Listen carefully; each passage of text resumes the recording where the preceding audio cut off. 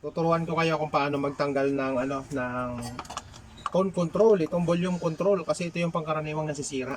Ito yung maselan to eh. Mabilis tong masira. Ito yung ipapalit natin. Ito, yan oh, bago to lahat. Yan, bago. Tuturo ko sa inyo kung paano tanggalin to. Ito yung pinakamalaking issue lagi sa ampli. Ito yung pangkaraniwang sakit. Para kayo lang gumawa ng ampli nyo. Sa ilalim, dito yan yung lalabasan yan.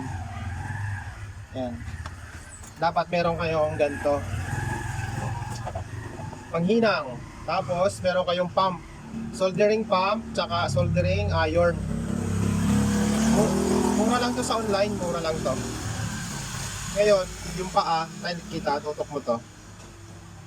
Yung paa nitong nitong pihitan, volume control, ilalagay nyo lang tong dulo. Pag alam yung malambot na, ilalagay nyo lang doon sa pinakang paa, doon sa tingga. Kapag alam yung malambot na, ipapump nyo na. Yan. Tatapat nyo sa dulo. Sisip-sipin ito. Yan. Try natin. Ayan, apat ang paan yan eh. Tay, lapit mo konti tay. Tay, angatan pa. Yung kitang-kita. Kitang-kita? Yan. Yan, ganyan lang guys, oh. Yan. Babad nyo lang yung dulo dun sa paa. Pag nakita nyo malambot na, sabay itutok nyo tong dulo ng pump. Ayan. Last one, isa na lang. Isa na lang. O ayan, natanggalan natin lahat. Mabubunot na natin to. Ayan o, natanggal ko na o. Ayan. Tanggalin natin lahat. Ganun lang guys, kadali. Tapos ipapalit nyo na yung bago na binili nyo. Napakamura ng volume control sa online. Kung kayo may konting knowledge, idea, nako, basic sa inyo to guys. Kaysa dalhin nyo pa sa technician, malaki ang magagastos nyo. Ayan. Ganito lang. Mabilis lang guys, oh. Simple lang. Napaka-simple lang. Tatanggalin natin lahat yan.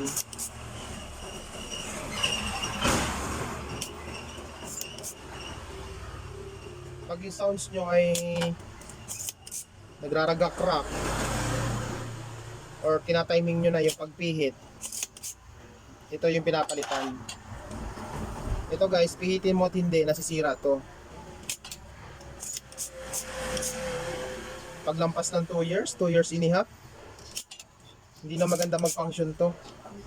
Kaya kung ang sounds nyo ay lampas na ng 2 years or 3 years, 4 years, kailangan palitan na to.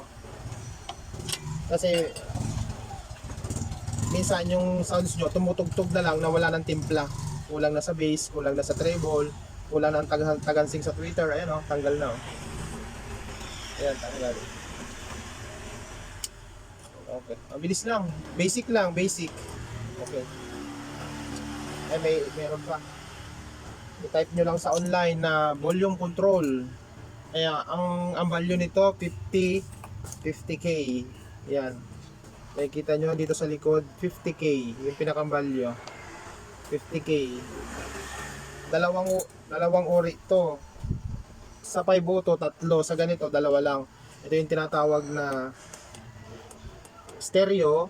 6 ang paa. 1, 2, 3, 4, 5, 6. 6 ang paa. Tapos ito yung tinatawag na mono. Tatlo lang. 1, 2, 3. Tatlo. Tapos hanap tayo ng master. Ayan, ito yung pinakang master volume. Ang master volume naman, 8.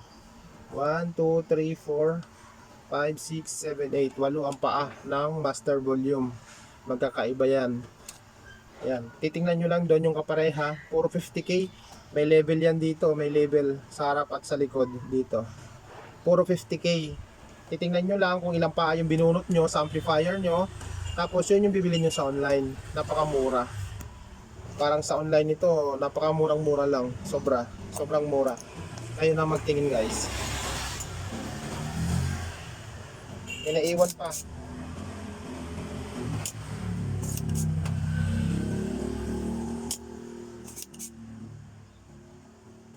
Pero syempre dapat meron din kayong tingga. Yung ganito. Yan. Meron din dapat kayong ganito. Ngayon, ibabalik na natin to. ibabalik na natin. Hihinangan na natin yung paa. Tapos pag hinang, ganun din lang, madali lang. Guys, yan yung pot master. Tututok natin yung tututok lang natin yung dulo ng panghinang. Yan, babalik na natin.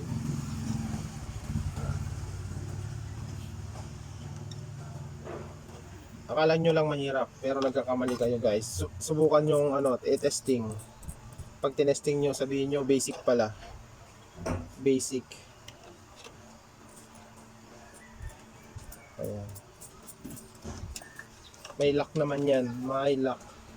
Hindi naman kayo magkakamali na maglagay ng paa kasi yung apat na paa, apat din ang butas nun. Yung tatlong paa, tatatlo lang din ang butas. Kahit saan nyo ilagay yun, okay lang yun, walang problema.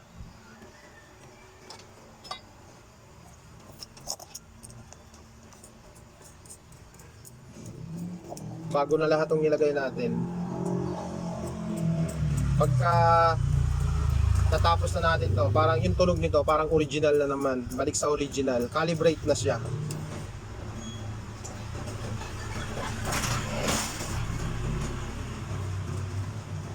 Kung mahilig kayo mga tingting, dapat meron kayong panghinang.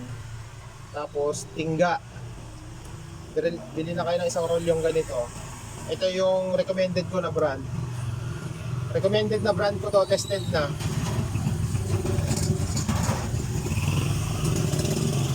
Ichikawa, Japan ata to. Ichikawa, sa online ko lang to binili. Tested na. Yung pinakamaliit lang bilhin nyo, yung maliit na hibla.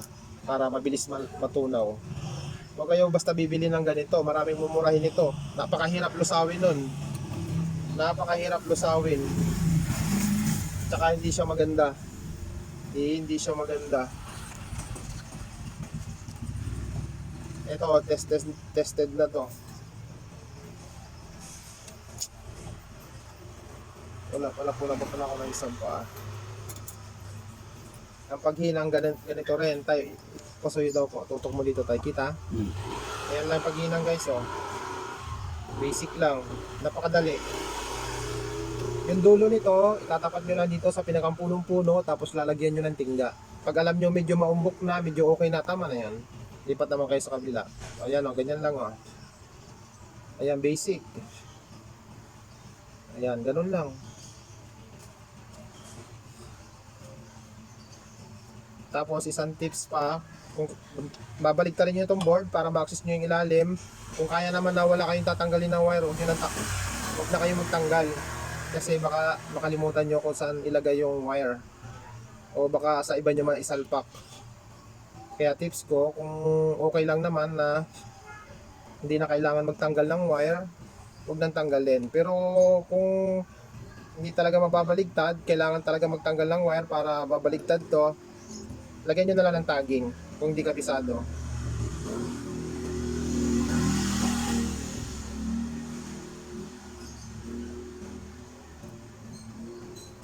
Napaka-simple lang guys, napaka-basic lang.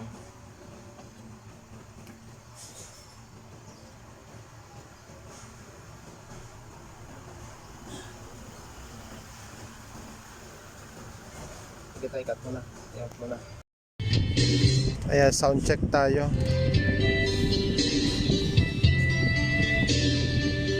Ayan, ang ganda na ng tunog niya. Ito yung pinalitan natin lahat to. Yan, bago na lahat to. Ang ganda na ng tunog niya. Ayan. Bumalik na sa normal. At saka natitimpla na siya.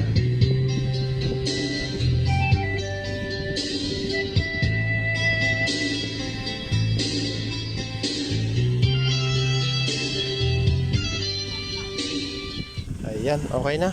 Hindi na natin itong takpan.